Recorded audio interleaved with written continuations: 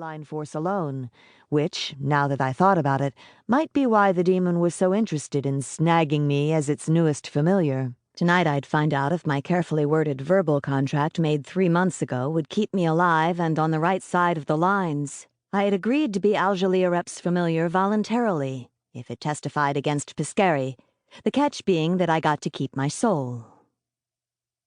The trial had officially ended 2 hours after sunset tonight, sealing the demon's end of the bargain and making my end enforceable. That the undead vampire who controlled most of Cincinnati's underworld had been sentenced to 5 centuries for the murders of the city's best ley line witches hardly seemed important now, especially when I was betting his lawyers would get him out in a measly 1.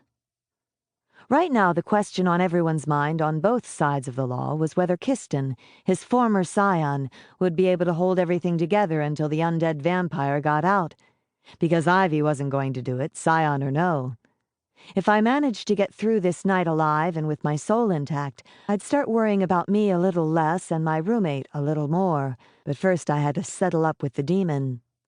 Shoulders so tight they hurt, I took the milky green tapers from my coat pocket and placed them on the circle to represent the points of a pentagram I wouldn't be drawing. I lit them from the white candle I used to make the transfer media. The tiny flames flickered, and I watched for a moment to be sure they weren't going to go out before I stuck the white candle back on the broken grave marker outside the circle. The hushed sound of a car pulled my attention to the high walls dividing the graveyard from our neighbors. Steadying myself to tap the nearby ley line, I tugged my knit cap down, stomped the snow from the hem of my jeans, and made one last check that I had everything. But there was nothing left to procrastinate with. Another slow breath, and I touched my will to the tiny ley line running through the church's graveyard.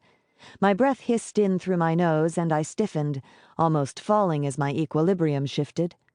The ley line seemed to have picked up the winter chill, slicing through me with an unusual coldness. Putting out a gloved hand, I steadied myself against the candlelit tombstone while the incoming energy continued to build. Once the strength equilibrated, the extra incoming force would flow back to the line. Until then, I had to grit my teeth and bear it as tingling sensations backwashed at the theoretical extremities in my mind that mirrored my real fingers and toes. Each time it was worse. Each time it was faster. Each time it was more of an assault. Though it seemed like forever, the force balanced in a heartbeat. My hands started to sweat, and an uncomfortable sensation of being both hot and cold took me, like being in a fever. I took off my gloves and jammed them into a deep pocket. The charms on my bracelet jingled, clear in the winter-silenced air. They wouldn't help me, not even the cross. I wanted to set my circle quickly. Somehow Aljalirep knew when I tapped a line, and I had to summon it before it showed up on its own and robbed me of the threat of power I might claim as its summoner. The copper spell pot with the transfer media was cold when I picked it up, and did something no witch ever did and lived to tell of it. I stepped forward, putting myself into the same circle I was going to call Aljalirep into. Standing across from the person-sized monument, cemented to the ground, I exhaled. The monolith was covered in a black smut from bacteria and city pollution, making it look like a fallen angel. That the figure was bowed weeping over a sword held horizontally in his hands as an offering only added to the creepy feeling. There was a bird's nest wedged into the fold of the wings as they curved around the body, and the face didn't look right. The arms, too, were too long to be human or Interlander. Even Jenks didn't let his kids play around this one. "Please let me be right," I whispered to the statue as I mentally moved the white rill of salt from this reality to that of the ever after. I staggered as most of the energy pooling in my center was yanked out to force the shift.